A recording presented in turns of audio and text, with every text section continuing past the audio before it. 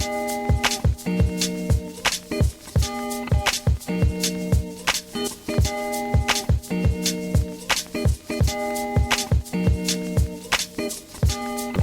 we're going to be discussing The Fabelmans. The Fabelmans is the new Steven Spielberg movie. Spielberg, obviously famous director. He did one of my favorite movies last year that was on my best of list, West Side Story, which I was kind of a big fan of.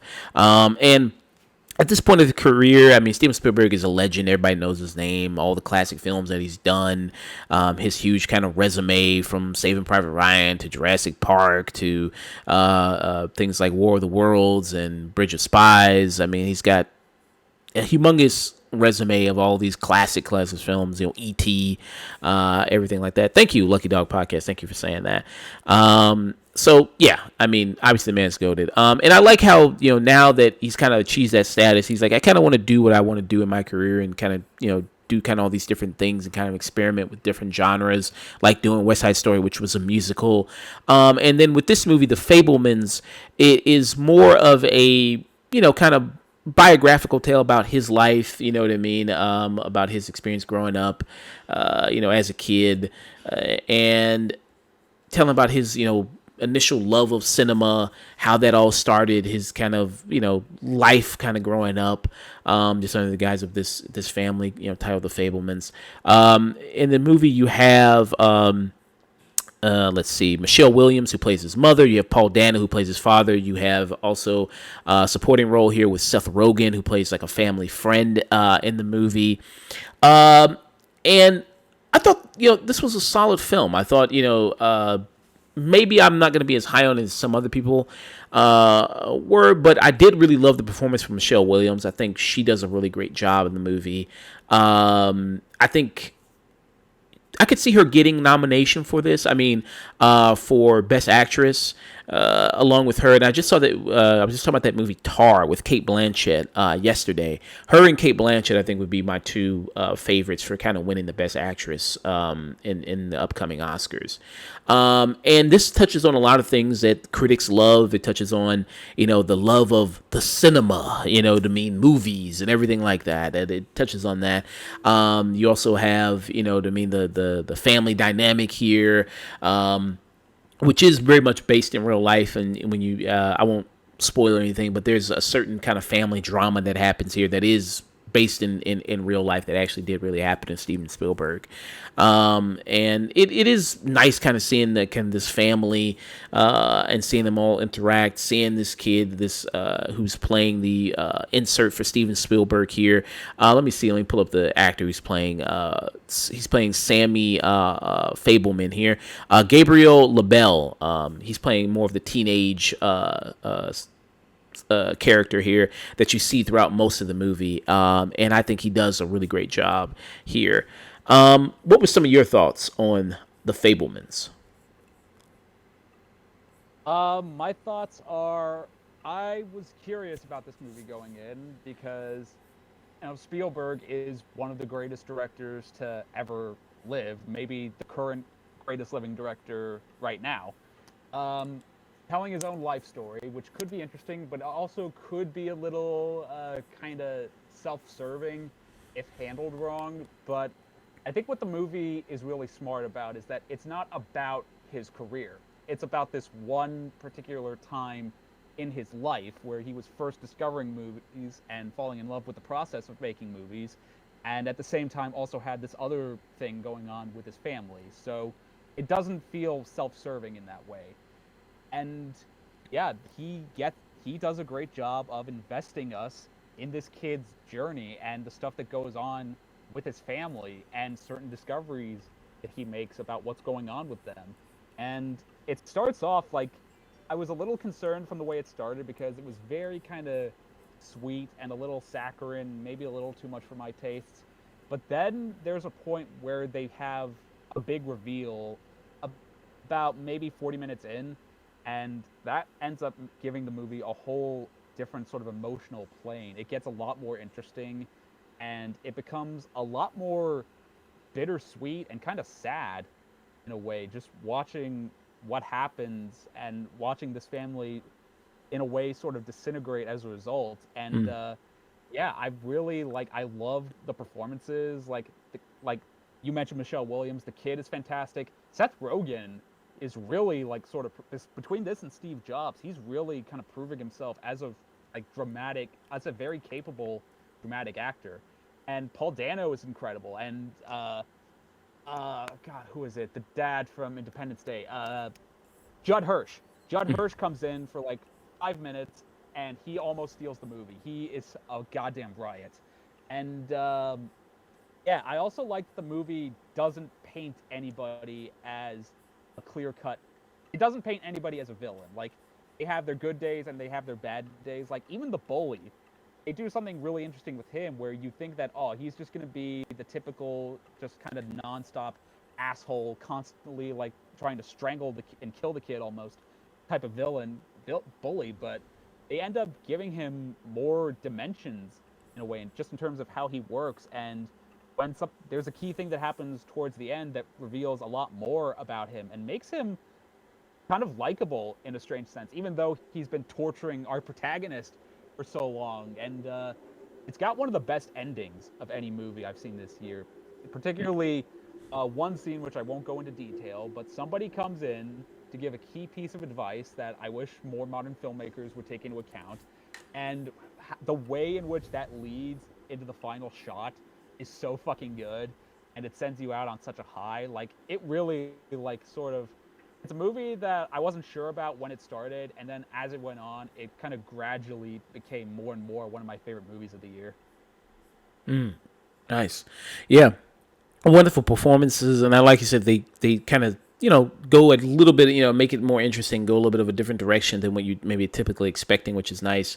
And it does have that slice of life Americana type of feel to it with this family, this kid kind of growing up, in this kind of traditional kind of environment, because this movie takes place in the 50s, 60s, America here, and you kind of see this family and see, like you said, they have their ups and downs. It's not just this perfect view, and this family's perfect. And it's focusing on that time, just this specific time in basically Steven Spielberg's life, which I thought was nice. And seeing him grow this love of film, and what film does for him and what film means to him is also very interesting, and also very important as well. And kind of him exploring that. Yeah, so I thought a lot of those elements were very good. And you mentioned Seth Rogen, who shows up, who's very good. And did you see him in Pam and Tommy? It came out this year. No, I haven't gotten around to watching it yet. That's on Hulu, right? Yeah, he's also very good in that. That's a little bit of a dramatic kind of thing, and I think he's also kind of very good in that as well. Yeah, I mean he's pretty good in some dramatic roles, and I did like him a lot, and I did kind of like that turn with what happens, kind of the dynamic that he has with the family there, and that turn there. Yeah, so and the lead actor here, Gabriel LaBelle, who plays the character, I think he does a very good job of showing all these different sides of Sammy, and I think there's a lot that you can relate to with the character. Being a this young boy, and being going to this school, and obviously you're going to experience a lot of things, like his first love of something, film, and then also it being a girl and things like that. I mean, that's also kind of very relatable in that sense too. So I think that will also connect people with the movie.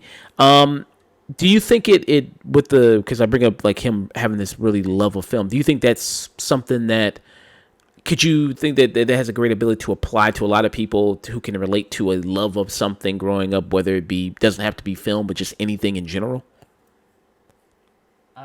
Yeah, I related to it because I went to film school and I learned.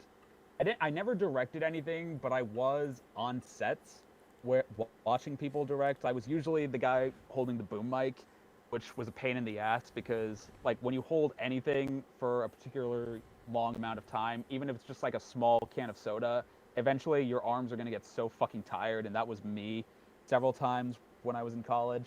But yeah, I connected to it on that level, and yeah, anybody who has a love of anything, you could, if you're somebody who is like desires to be a chef, like it'll work for you on that level because you can make those correlations.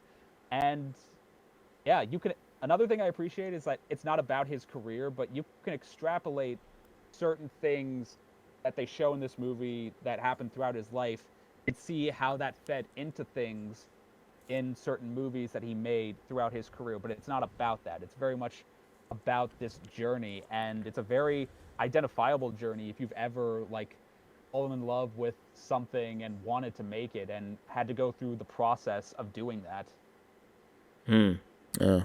And also that moment in the movie where he kind of hates the thing he loves, I think is also very interesting. I think it's also very relatable. Yeah, I mean, I thought it was a strong movie. You said this would probably be on your best of list. Yeah. Depending on how the rest of the years goes, I think it's got a really good chance of making my list. Did you have any issues with the film? Like I said, it started off a little too sweet for my tastes, like a little too cutesy, almost. So I was like, even down to even down to Michelle Williams, like she was for me, she was a little too like almost manic at the beginning, but that kind of like gradually sort of evened out as the movie went on. But that first part of the movie, I was like, I don't know, but it won me over pretty quick. Okay. I mean, with her performance, Michelle Williams, even though I like it, do you think it's a little too kind of stereotypical? I want to use the right language here, like kind of wild, kind of crazy mom type Soccer thing. mom, Well, uh, what'd you say? I'm sorry. What'd you say? like soccer mom type of thing, or Well, no, just like in her kind of you mentioned her manic behavior. Like, do you think that that was a little too exaggerated in the movie at all? I thought that at the beginning, but then where they go with her later, and you start to see that sort of crack, and you see like how kind of broken she is underneath. So I was like, all right, I can let that go because of where it ends up leading to. Yeah. Yeah. Yeah. So I loved her performance. I think it was really great. I could see her definitely get nominated for her work, and maybe even Seth Rogen, maybe for Best Supporting. I could definitely see that as well, and Gabriel LaBelle for his lead performance. And not to also forget about Paul Dano. I mean, Paul Dano, who's really great and always great in a lot of stuff that he does. It's kind of weird He's to. great in pretty much. He's great in pretty much everything he's in. Yeah, it's weird to see him as a dad. You know what I mean? Because I've always just seen him kind of as like a wet lizard. You know what I mean? It's kind of weird now to see him like where he's a dad and wearing a trench coat and everything like that. You just saw him where he was in the Riddler. He in the Batman. He was just really great as this serial killer character. So yeah, it really is amazing to kind of see where his career has gone. And like you said, I don't think he has a bad performance. I mean, he always really delivers in everything he's in. So yeah, I very much like this movie. For me, I think I would give it a tune in. I think people should definitely check it out. What about for you?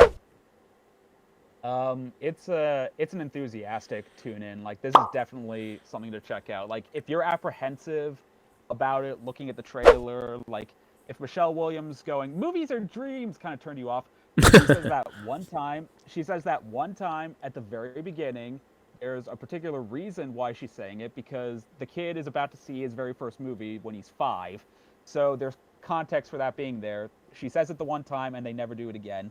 And if you're wondering like, oh, is it just going to be sappy the whole time? No, there's a point where it gets real. Like particularly one scene where Michelle Williams can she can wallop a motherfucker, you know? Yeah. So enthusiastic tune in and tune in for the Fablemans.